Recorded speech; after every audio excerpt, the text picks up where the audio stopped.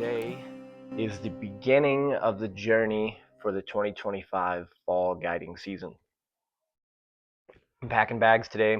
We're gonna head down to Colorado, gonna guide some bear hunts, and we're hoping to have a lot of success going into this season. I wanted to make a little film that shows all the outside aspects of guiding and being successful, and how much logistical work there is, and all the behind the scenes that I think are really valuable. Because when you watch a lot of hunt films, things like that, you see all the in the field progress, and you see all of that type of stuff, but you don't really get a feel for what it's like to be a guide and to do all this traveling and to do all this hunting, and really just have this really cool experience for the next couple months. And so I'm going to introduce you guys to some really cool guides, some really cool hunters, and some really beautiful landscapes, and hopefully you get to tag along as we have a lot of success this year.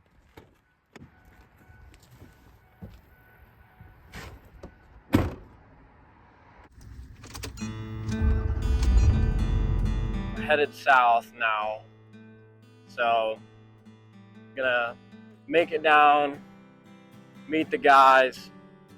We'll have a rough gear check, kind of go over the game plan, and then in the morning we'll meet our packers, saddle the horses up, get all our gear on, and we're gonna ride into camp, and then we'll be hunting.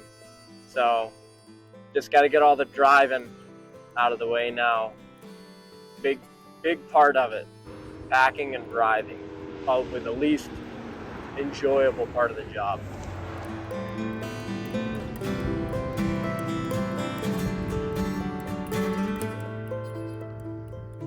All right, we're here in Colorado. We just went over our brief with the guys. We're getting ready to go hunt.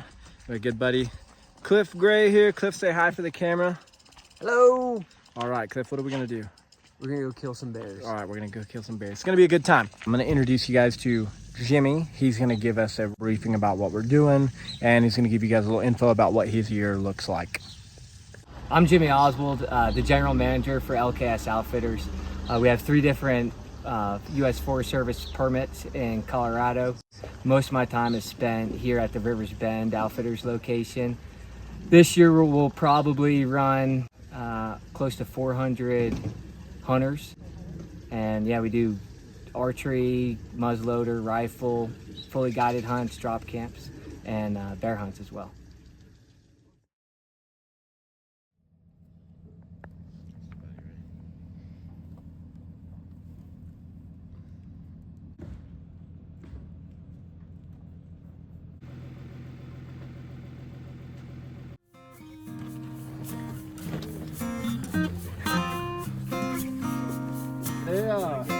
They're worried back here.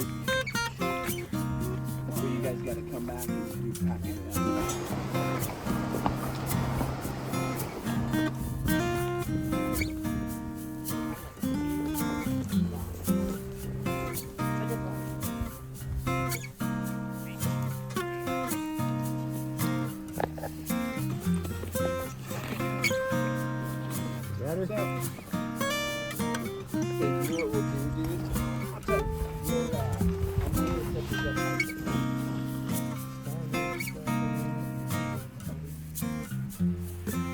Got everybody settled in, all of our gear is accounted for, pretty comfortable setup in camp here.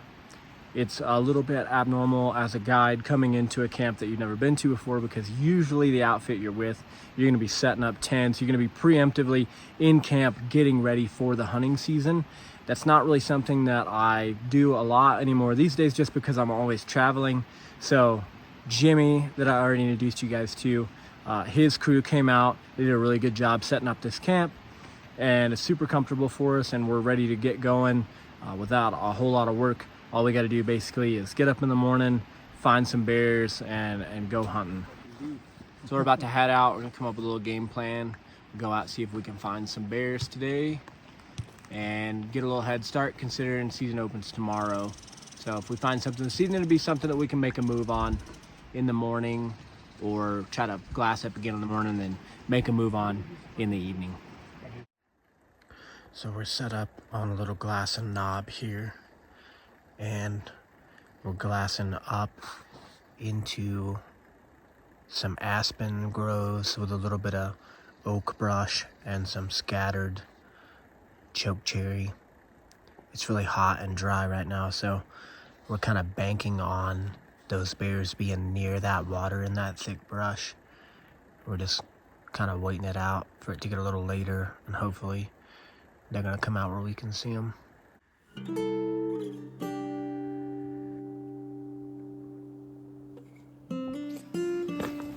So at the end of day one, it's looking like a lot of the fruit-bearing vegetation that we're kind of counting on to be glassing into has dried up pretty badly, which means the bears are pretty dispersed, and we're gonna have to shift our game plan to sticking to water and trying to glass bears in some of that thick brush where they're staying cool. Obviously, there's no guarantees in hunting, but you do your best to try to ensure the guys get a fair shake. So, we're doing the best that we can. Still have a lot of faith that we'll be able to find some bears, but it's definitely going to be a tougher hunt than what we anticipated.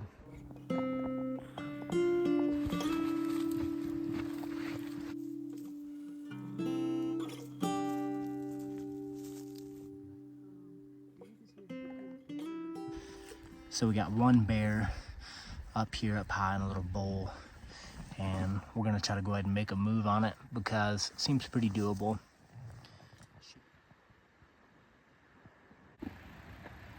We put a pretty decent stalk on, and now we're just waiting it out till dark for this bear to come back out.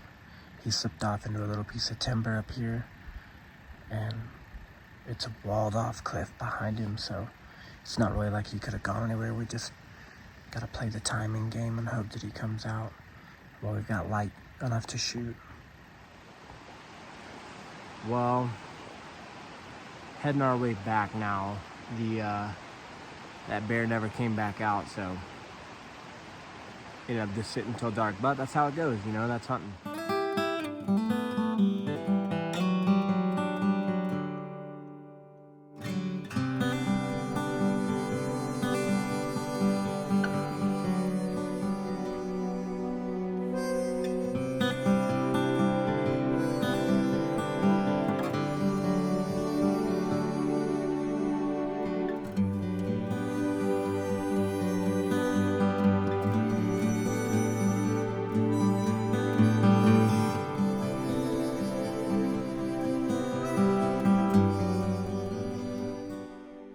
If there was one thing you could tell people who don't understand hunting, what would it be?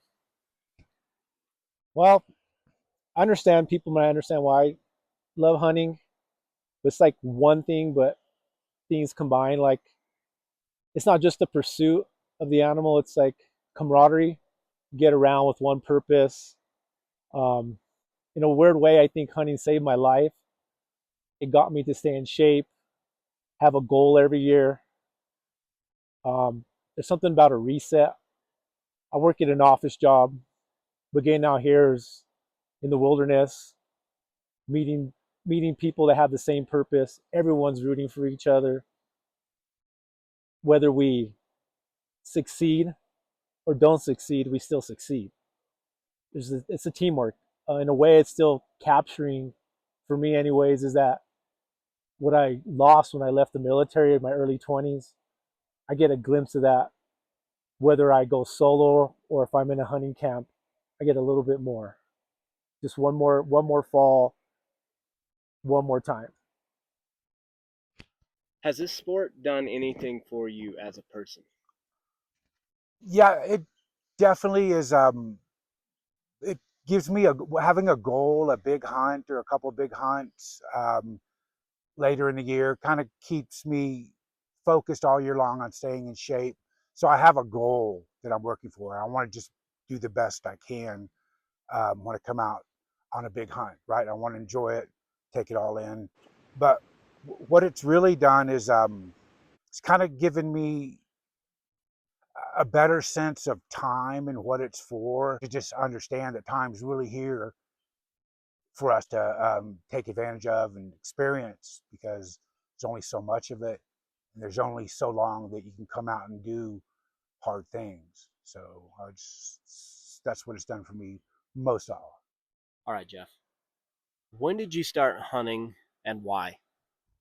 I started hunting about 5 years ago. Nobody in my family or immediate friend group was really into it, and then I had a buddy just randomly call and ask if I wanted to go hunting with him one season, and I thought, why not try something new? I was looking for a new hobby to get into, and ended up going out with him, and I've loved it ever since.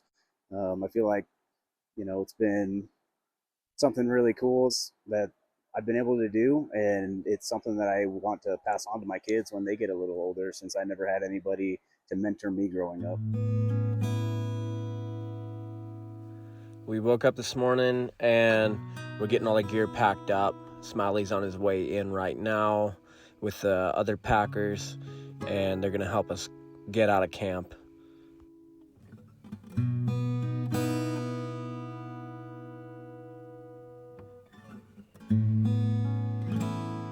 The guys packed back in to give us a ride out after a really hard week of bear hunting.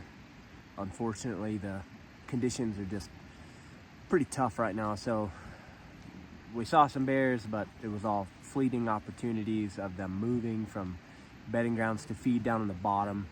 And once they get down in there, it just becomes a guessing game of where they're going to be. So really tough week.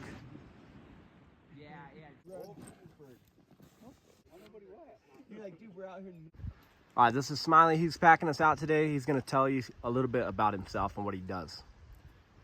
Hey, I'm Smiley. I work for Rivers Bend Outfitters. I'm one of the lead wranglers here. I've been working here this is my 3rd year working here. Packing guys into camp, packing guys out of camp, packing elk out of camp, all with horseback. I roughly, probably in a season, I'll put around 1,200 to 1,500 miles on in the season, riding up in the mountains. I love it out here, love what I do, and great awesome to meet all the hunters around here.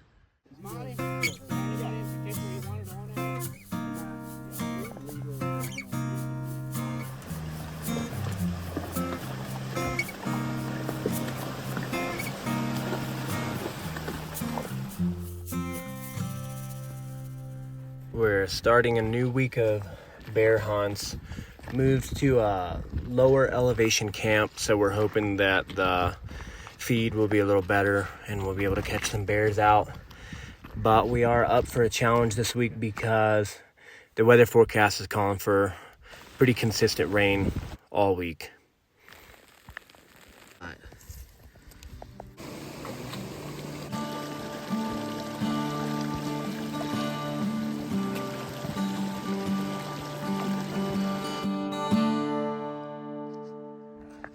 we got a bear right up on the hill here, and Derek's getting ready. He's getting set up right now.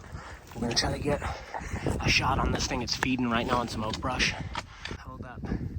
That bear is in the tree right up beside that.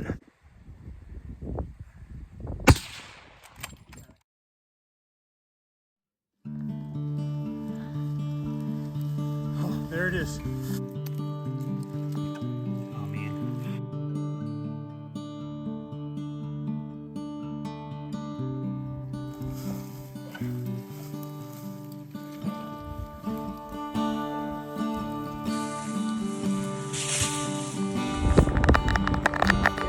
Bear hunting if we weren't just skinning it in a torrential downpour. Well, that's part of the job. How it goes, I guess, sometimes.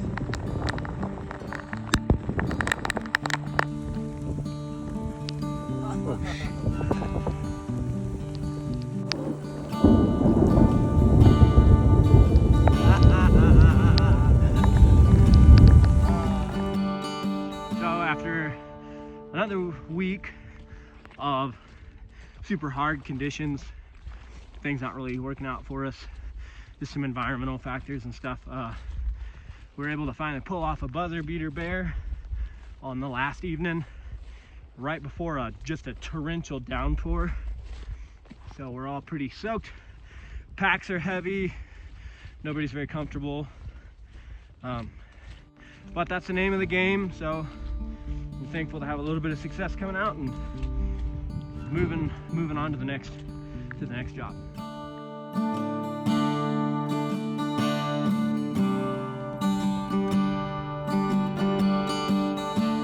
I'm home for a couple days, so trying to get all this gear dried out, everything reorganized. I got a pretty limited amount of time from the end of every hunt to the start of the next one, and then an extremely limited window for me to be able to hunt for myself.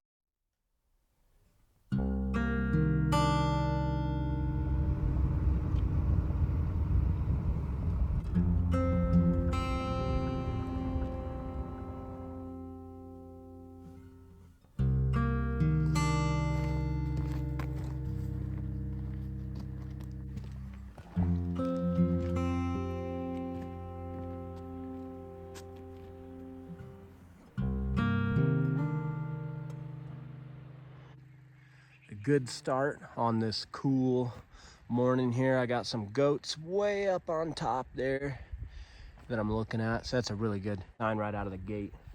I'm gonna go ahead and just drop my gear right here, set the spot and scope up, and we'll get a look at them. So great start to the hunt. So far this looks like a couple nannies, but still a good sign. I'll mark them and I'll come back to check on them later. I'm gonna go ahead and head down the valley and see if I can find something else, see if I can find a lone billy or something. But I wouldn't be surprised if there's a billy just on the backside of that mountain that I can't see. We'll come back and check. Okay, so more good news.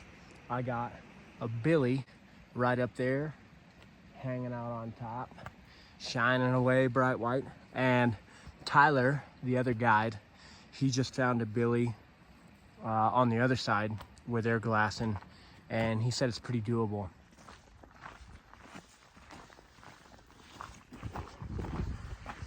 Headed down the valley right now with the wind in our face and a goat bedded up the way, so hoping for lots of luck.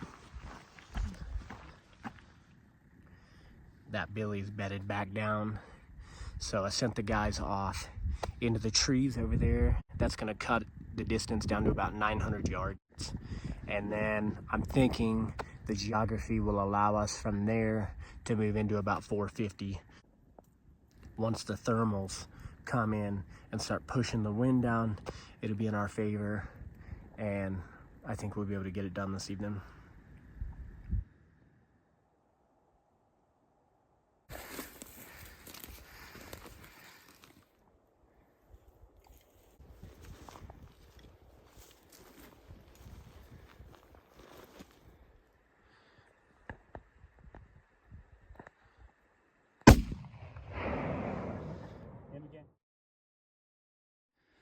Bear, you just killed your first mountain goat.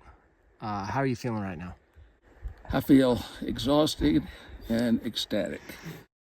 The thrill of a lifetime. And tell me, what makes this hunt important to you? Well, I've never hunted goats or sheep on this side of the water. I killed a Marco Polo and an ibex across, but this is my first goat or sheep hunt over here. I'm 73 years old and too stinking old to be doing this, but what a thrill. What a thrill. I was at the point of exhaustion several times today, but we persevered. We got us a good goat. I couldn't be happier.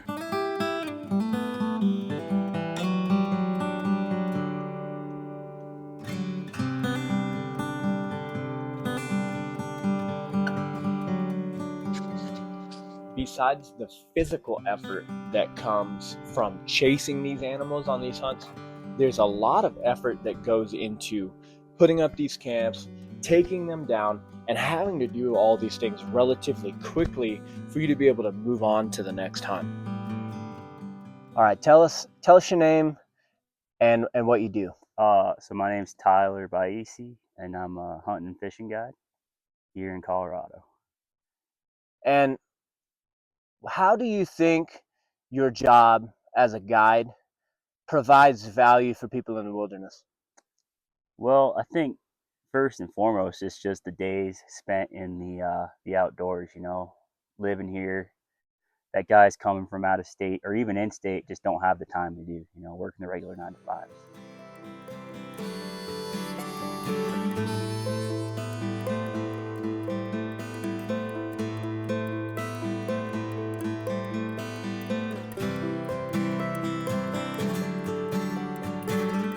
Headed up to the trailhead right now. We're going to meet up with our hunter and Tyler and get ready to head into the mountains.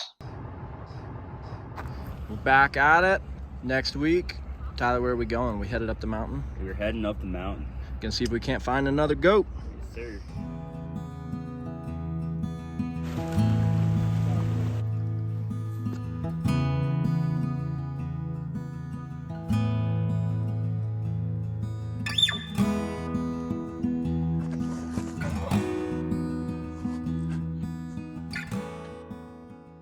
So about 7 miles and 3,000 feet of elevation for us to get back here. We're back. We got our camp set up and we're hoping to find a goat back there on that thing.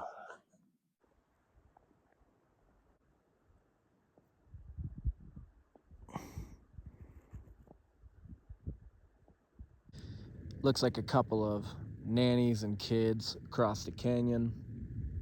And I think the guys just turned up another nanny over in the basin here, pretty close to us. So we're in goats. We just need to find us a billy. So it'll happen. Can't win on day one every time.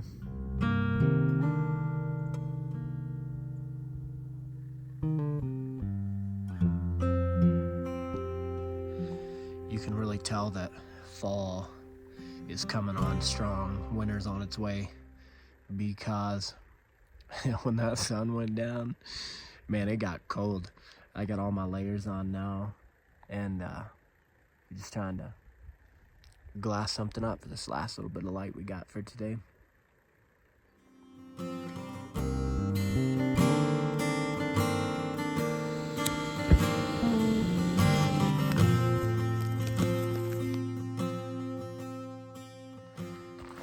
The guys are posted up back there glassing, and I've separated myself from them, trying to get up here to the saddle and get a better look at some new country.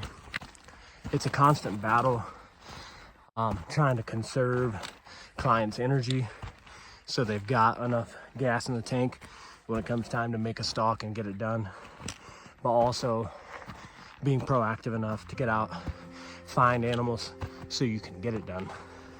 So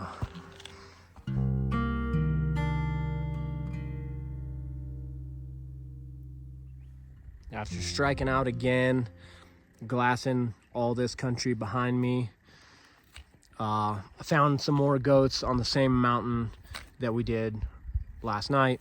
So gonna head down to camp and pack up our stuff, go hunt that mountain.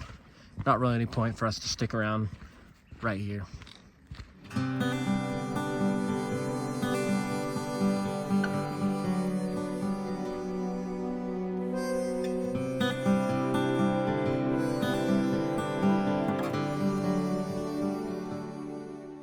Tyler glassed up a goat earlier on this mountain back here behind me. So I'm just giving him one last check before dark. He's still bedded in the same spot, so probably come morning time we'll get up, pack up camp, and check on him one last time and head that way. Up here this morning, glassing, and that goat, he's still in the same spot, so gonna be a good time. We're gonna go kill him today, head back to camp, and load up the rest of our stuff and go. So we're dropping a little bit of extra gear, extra weight before we make our ascent up to that goat, and gonna try to put on a good stalk and We'll return back here and grab the rest of our stuff once it's complete, hopefully successfully.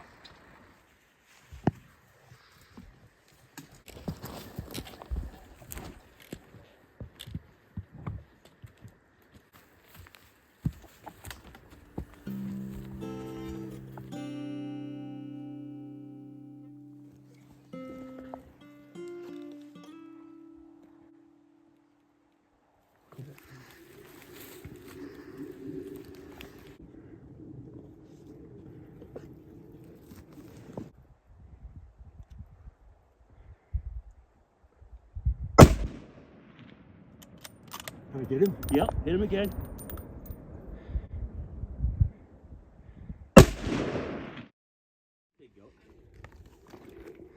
Tell me what makes this experience important to you on a personal level. You know, it's a bucket list item. It's a hunt that I never thought I would be able to do in my entire lifetime. I moved to Colorado 10 years ago from Mississippi, started, getting into the mountain hunting and really just putting in for fun. Never thought I'd get a chance. Um, on top of that, just had my first baby.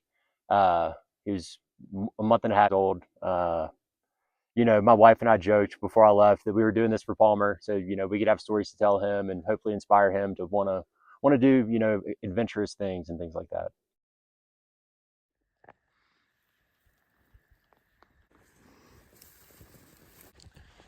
We are making the long walk out, so heavy packs, lots of meat. All right, so we made it back to our pile of stuff. And now we're all trying to eat every bit of food that we got to make the pack out a little lighter because we got a lot of added goat meat. So it's a really good problem to have, and it's kind of nice to gorge yourself at the end of a hunt like this. I'm not complaining.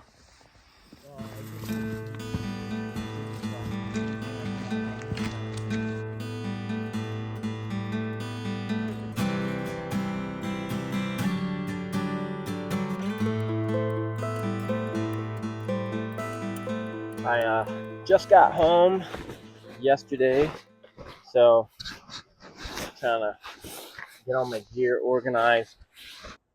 I got one of my really good friends showing up here in a couple days. He drew his Wyoming elk tag. So I took the week off from guiding, and I'm going to take him out. Actually going to be kind of interesting tying all this together with another hunt film because the guys from Kafaru are going to come out and film it. So just got to get ready for it. Get all this gear taken care of.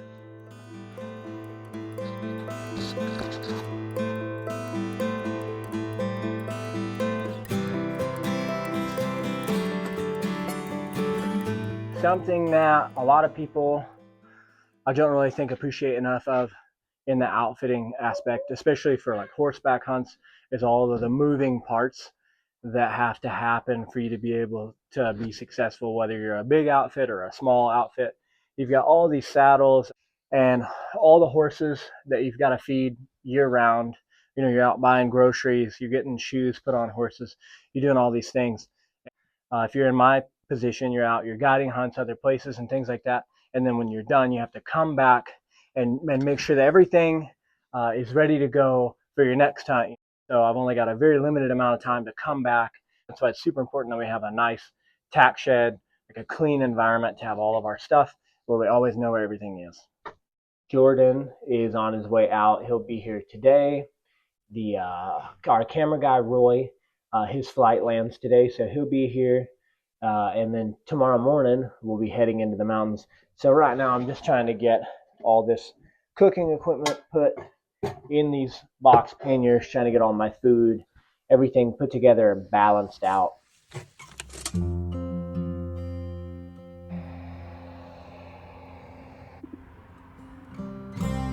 right, so Jordan's here. We're gonna gather up all of our stuff together, yeah. So I'm just balancing out packs and gear to be able to get it all on the horses. Really helps if I have it all balanced out, so I can just throw it on and go.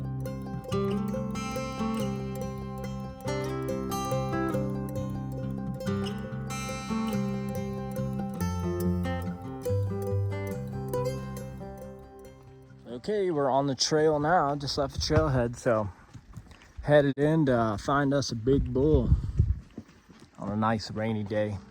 My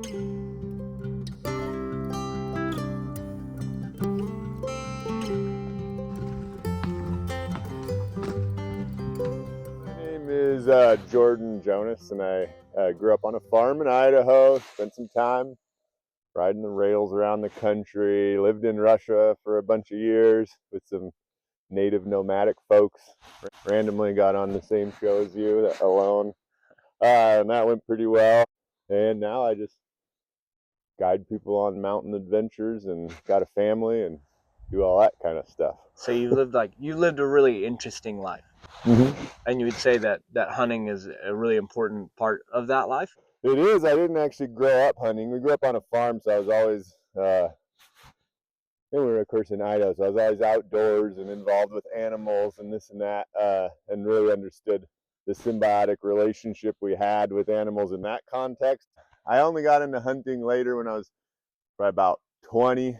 I started doing some bow hunting and really got into it. Similarly, I grew to really appreciate no matter how you live in life, no matter what you eat, vegetarian, whatever, we have an effect on our ecosystem, and there's no doubt about that. Like whether it be habitat loss or harvesting crops or hunting or fishing or factory farms, like we definitely have an effect on our ecosystem. And I, from a young age, was aware of that, but also really wanted to do it well. And once I got into hunting, I actually found it was aside from, along with, I guess you could say, having your own animals that you appreciate and care for, it was another very ethical way to source food. Like, these animals are living wild in nature, how they were harvested, how they lived. And I thought it's an amazing way to be a part of the system and not think that we're above or outside of it, and So one of my big interests in the psychology or surrounds hunting and all that kind of stuff is like apologist culture. And I don't really oh, right. I'm not really a big fan of the term like harvest, because I didn't harvest an animal, I killed it. Right. And I don't want to be apologetic about killing it, because Mm-hmm. I am part of the system, like you said. Yeah. And another thing that I think about a lot when it comes to hunting is hunters themselves. I do think they do a little bit of an injustice to the sport by maybe being apologetic about it. Mm-hmm. And though I believe in the conservation 100%, I know Mm-hmm. that the North American wildlife model, I know it works. Mm-hmm. And I know that this, this part that I take in the habitat and through regulated hunting and all that, I know that it's good for the wildlife and it's good for the animals. But at the same time, that's not the base of why I hunt. Mm-hmm. I hunt because I love to hunt, Mm-hmm. and I hunt because it feeds my family. And so it's an interesting thing that you brought up is your feelings about the resource, and if that resource was non-renewable, would you hunt? So one of the things that gave me perspective right around the time when I was getting into hunting, when I was 20 or so, I was also going to Russia. I spent a lot of time there.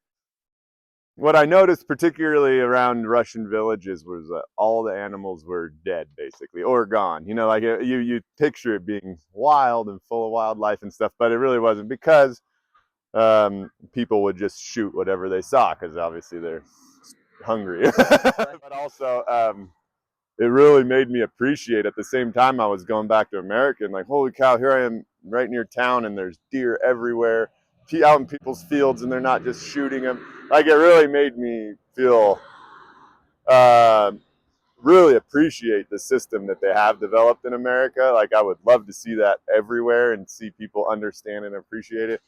And I definitely feel a lot better about my role in the ecosystem, because I do know that it's well managed.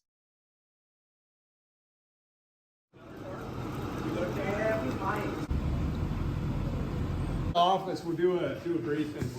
All right, back here with Cliff. What are we doing, Cliff? We're about to pack into the flat tops. This is my old stomping grounds, my old place that I sold, but check it out. We're here with the Flat Tops Wilderness Guides, and this is Evan. He's the boss man around here, and he's going to tell us a little bit about the operation, about himself, about kind of what's going on here. Yeah, I've been with Flat Tops Wilderness Guides since the Cliff Gray era, I think about 2014. The outfit itself dates all the way back to the mid-70s. Kind of Colorado's largest wilderness outfitter, and one of the oldest and most expansive permits. The Flat Tops themselves are massive. We're in kind of the southeast portion in Game Unit 25. We've got 25 allocated sites up there. Generally, we run 7, 8 camps and a guided camp as well.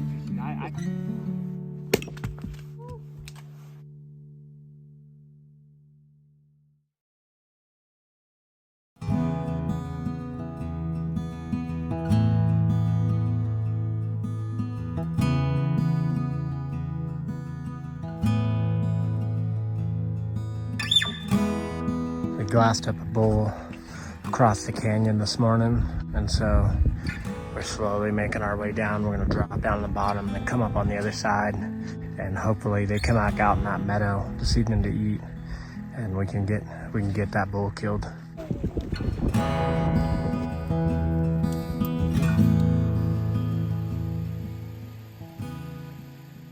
So we're about to make a long hike back, most of it in the dark because I blew it. We hiked our way up here, and once we got to the top, the wind changed directions pretty good, and the elk were bedded quite a bit lower than I thought they were going to be bedded, so we blew them out. You can see the tracks where they took off up the mountain, but we went ahead and sat in the meadow. A bunch of deer came out. We're gonna hunt our way back down, but you know, it's part of it. You make mistakes, and you gotta learn from them and own them. I can't really think of a whole lot of things that your cause and effect are so closely related as they are in hunting. Everything that you do needs to be decisive, and that process itself is just something that's easy to fall in love with.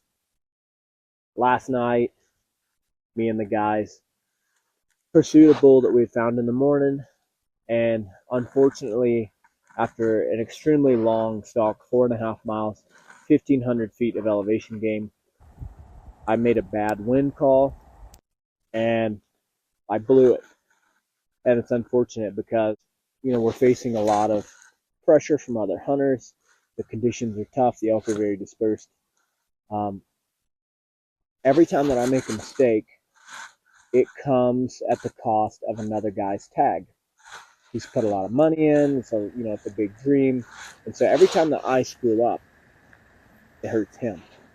I don't want to omit that error and produce some wonderful success story about how everything I do is perfect, because I'm human and I make mistakes. And yesterday I made a big mistake in it, and that might be the only opportunity that he has for an elk the whole week. We'll keep going. Hunt hard today, keep hunting hard in the following days, and hopefully we'll have some luck on our side. All right. So, tell us who you are, what you do. So my name's Cliff Gray, and I'm not sure the exact details of what I do nowadays, but most of my adult life I've been an outfitter.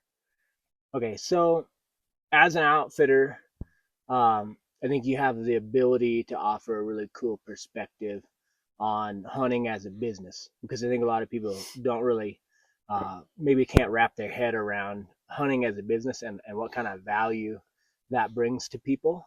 Sure. And yeah, tell us a little bit about that. Yeah, so I think that the idea of like guided hunting or outfitting, and the fact that really what it is it's really just you're a service provider, right? As a guide or an outfitter, I think that gets convoluted within like the hunter's ego, in the sense that there's this other dynamic that we all fall into, like, well, is DIY above guided, or is there, am I only a DIY guy and chumps go outfitted or guided? There's that dynamic. So unlike other things where in our life we're willing to pay for a taxi cab or Uber or whatever, or we're willing to go pay for like a good meal at a restaurant that maybe a guy could cook a lot better than we could at home. We don't view it. There's no like ego wrapped up in that.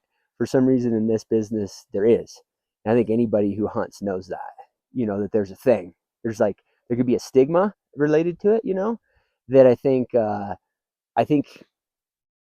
guys that hunt a lot on their own, or they pride themselves hunting their own, like up here we're competing with backpack hunters on public land as we guide.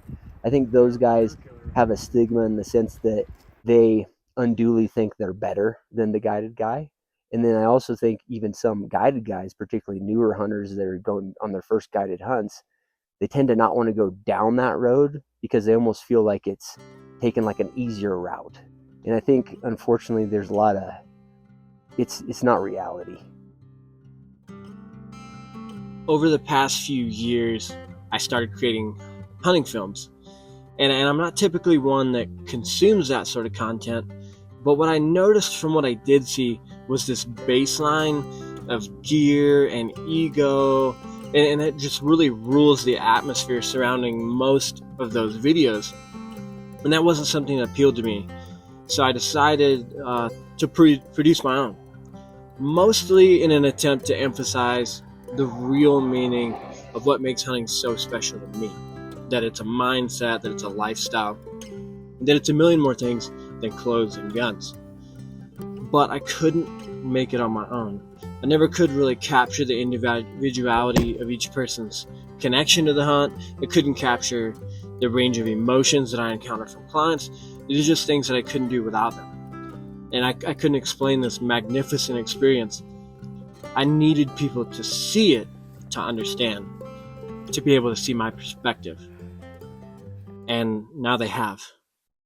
I'm Cade Cole, and this is A Guide's Tale. Take a little trip, get some perspective. And that view has got you down.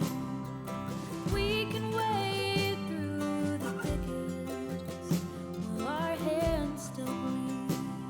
When silence whispers, you hear